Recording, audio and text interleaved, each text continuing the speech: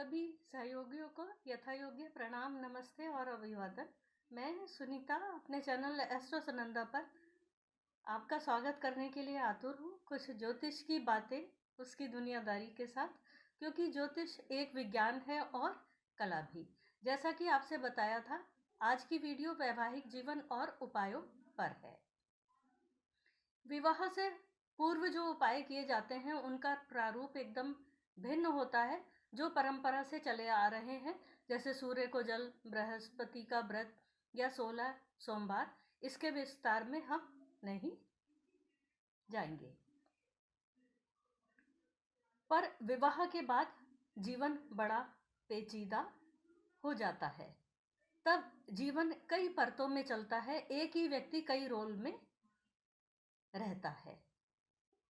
एक उसका बाह्य व्यक्तित्व होता है, एक भीतर का जीवन। हमारी कुंडली हमारे जीवन का संपूर्ण खाका है। जिस तरह दर्पण में हम जो है वो बाह्य स्वरूप देख लेते हैं, पर कुंडली हमारे भीतर को भी स्पष्ट कर देती है। अपनी आंतरिकता के संपूर्ण स्वभाव को जानने के लिए कुंडली एक दर्पण ही है, बिल्कुल स्पष्ट। साथियों, दर्पण में देखकर जब हम श्रृंगार करते हैं तो अपनी सुंदरता पर मुग्ध होने की जगह अपनी कमियों पर दृष्टिपात करते हैं और उसे श्रृंगार के द्वारा सही या ठीक कर लेते हैं।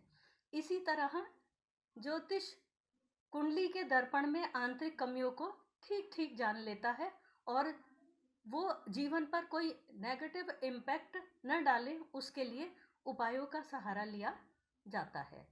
ज्योतिष हमें बताता है कि किन उपायों के द्वारा जीवन को उज्जवल और सुंदर तथा प्रतिभाशाली बनाया जा सकता है। जीवन का आकर्षण भी बढ़ता है और उसके साथ हमारी उपलब्धियां भी, क्योंकि हम कमियों को कुंडली की आंतरिक उपायों के समझने के बाद में ठीक कर पाते हैं। हमारे हर ग्रह से हमारी एक प्रवृत्ति या मनोकामना जुड़ी हुई है। जैसे सूर्य से तेज, चंद्रमा से भावुकता, बुध से चालाकियां, बृहस्पति से समझदारी, शुक्र से स्वार्थ और शनि से दासत्व। अब प्रश्न उठता है, किस ग्रह के लिए क्या उपाय करें? उपायों का सार तत्व क्या है? उसके लिए सबसे प्रथम ये जान लें, हमने जीवन जीते हुए सभी शुभ अशुभ, पुण्य और पाप ग्रहों के बीच ही जीवन बिताना है। ब्रह्मांड में कुछ भी अशुभ नहीं है। आपकी कुंडली या आपकी संभावना के अनुसार आपके लिए कुछ अनुपयोगी हो सकता है, उसे कम करना है, और जो उपयोगी है उसे उपायों के द्वारा बढ़ाना है। ब्रह्मांड में जो भी कुछ है वो ग्राह्य तत्व है और वो स्थिर है। उसमें से हमें अपने लिए उपयोगी चुनना है और उसकी उपयोगिता को बढ़ाने के लिए कुंडली की आंतरिक कमियों को जानते हुए उपायों को करना है। सूर्य को पापी ग्रह कहा गया है। हो सकता है आपको धूप बर्दाश्त न होती हो, पर अगर आप उससे बिल्कुल ही मुंह मोड़ लें या सूरज का सामना ही न करें तो जीवन कैसे चलेगा? अब यदि सूर्य किस राशि में बैठा है उसे देखकर उपाय करना होगा। साथियों, मैं विवाह के बाद के उपायों का जिक्र कर रही हूँ। मेष में है तो श्रम करिए, वृष में है तो जिम जाइए, मिथुन में है तो पौधे लगाइए, सिंह में है तो सिद्धांतों का पालन कीजिए, कन्या में है तो धन मत उड़ाइए, तुला में है तो स्त्रियों का सम्मान कीजिए, वृश्चिक में है तो मैनेजमेंट ठीक रखिए, धनु में दुस्साहसी मत बनिए, मकर में हो तो लाइफ स्टाइल ठीक रखिए, कुंभ में है तो संगत ठीक रखिए। सूर्य को जल यदि देते हैं बहुत अच्छी बात है, लेकिन एक उपाय, यदि आपकी कुंडली में सूर्य पापी है तो राशि के अनुसार उसके संग जरूर पकड़िए। उपायों का एक पक्ष और लेते हैं। विवाह के बाद धन का महत्व बहुत बढ़ जाता है। वैवाहिक जीवन और गृहस्थी को चलाने के लिए धन एक प्रमुख फैक्टर है, जिसके कारण व्यक्ति बहुत तनाव में रहता है, और ऐसा तब होता है जब व्यक्ति का बुद्ध कमजोर होता है। बुद्ध को बलि करने के लिए किन्नरों को धन देना और सांड को चारा खिलाना बताया जाता है परंपरा से। अब इस प्रकार के उपाय के रहस्य क्या हैं, इसे जानते हैं, या उसके पीछे का विज्ञान क्या है। आप जिस भी व्यक्ति या प्रकृति या स्थान पर उपायों हेतु लगातार जाते हैं, वहाँ के प्रभाव में साथियों आप अनजाने ही आते हैं। साथ ही उसकी गहराई में भी जाने का नित प्रयास करते हैं।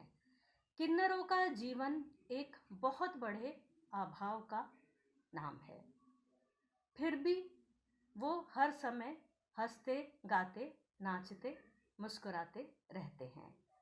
एक तो सीख ये मिलती है, दूसरी सीख, ईश्वर ने आपको संपूर्ण बनाया है।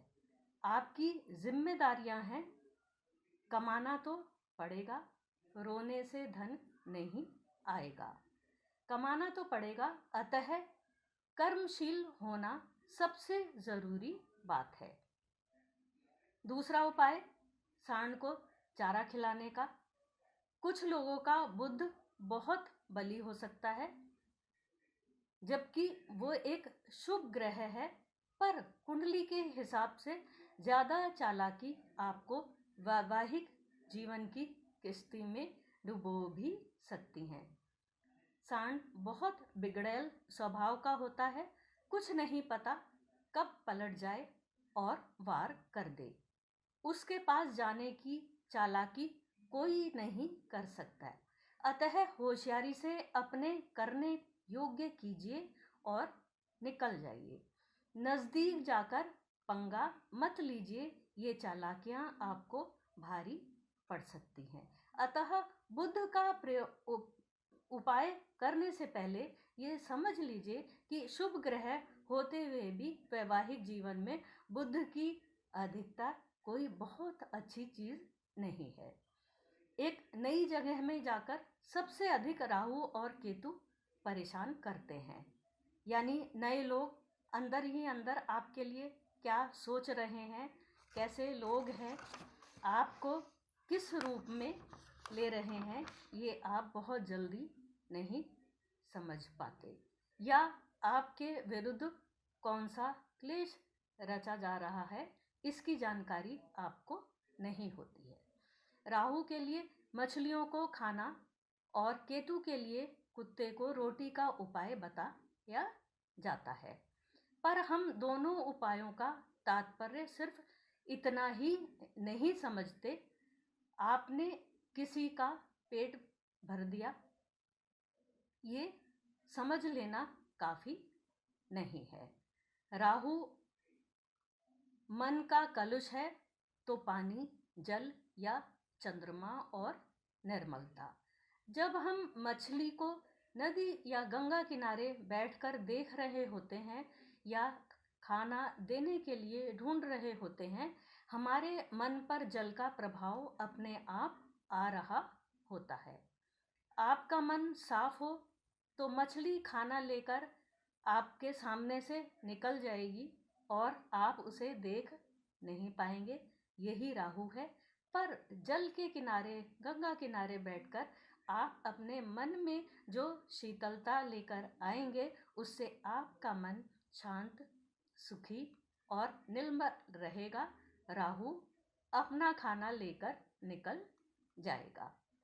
राहु के प्रभाव को आप ग्रहण ही नहीं करेंगे, आप पर चंद्रमा का प्रभाव रहेगा जो आपको सुखी रखेगा। कुत्ते को रोटी देने से आप उसके स्वभाव को समझेंगे, उससे पंगा नहीं लेंगे और प्यार से जानवर भी अपना हो जाता है, ये बात आपको समझ में आने लगेगी। केतु के क्लेश टालने में धीरे धीरे आप सक्षम हो जाएंगे। राहु केतु व्यक्ति को सबसे अधिक परतंत्र रखते हैं। दुष्ट अपनी इच्छा पूर्ति के लिए कुछ भी कर सकता है, वो स्वतंत्र होता है, पर अच्छा व्यक्ति उतना स्वतंत्र अपनी शक्ति के द्वारा नहीं हो पाता कि वो दुष्ट पर आसानी से काबू कर सके।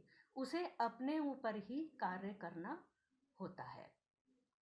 अब बृहस्पति और शुक्र की बात करते हैं। बृहस्पति हमारी संतान है और शुक्र हमारा वैवाहिक जीवन है। इसके लिए साथियों केले के वृक्ष की पूजा बताई जाती है और बृहस्पति का उपाय अगर आप अपने जीवन साथी के संग मिलकर करें तो ज़्यादा उपयोगी है। केले का एक स्निग्ध तना होता है, उस पर पानी तक नहीं टिकता और हल्का सा उसमें पीला रंग होता है जो उसके इन्फेक्शन को भी दूर करता है।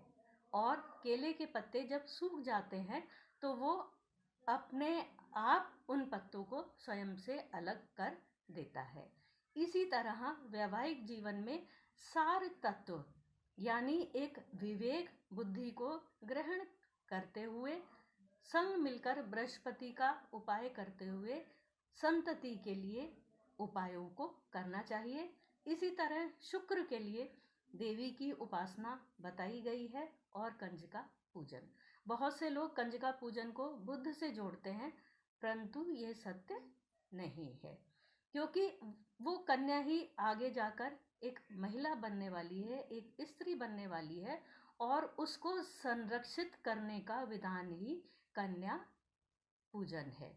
इस तरह से यदि आप कन्या के संवर्धन और संरक्षण के लिए कार्य करते रहेंगे तो धीरे धीरे आपके मन में स्त्री के प्रति भी सम्मान आएगा और आपका वैवाहिक जीवन सुखी हो जाएगा।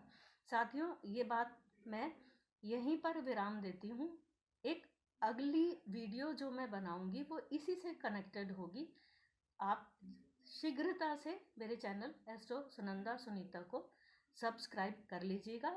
नोटिफिकेशन के लिए बेल आइकॉन ज़रूर दबाइएगा जिससे आपको नोटिफिकेशन मिल जाए। उसमें चर्चा का विषय रहेगा कि यदि आप ये उपाय भी नहीं कर पाते हैं, आपकी नई नई शादी हुई है, आपको अड़चन दिखाई दे रही है, तो अगर आप उपाय नहीं भी कर पाते हैं और कुंडली के बारे में आपको ज़्यादा जानकारी नहीं है, कुछ छोटी छोटी बातों के सहारे से आपको ये जानकारी मिल जाएगी कि उपाय के लिए आपको बिना किसी की जानकारी में डाले, बिना किसी सामान के क्या करना है। तब तक के लिए सुनीता को आज्ञा दीजिए। मेरे चैनल एस्ट्रो सुनंदा सुनीता पर बने रहिए। तब तक के लिए नमस्कार।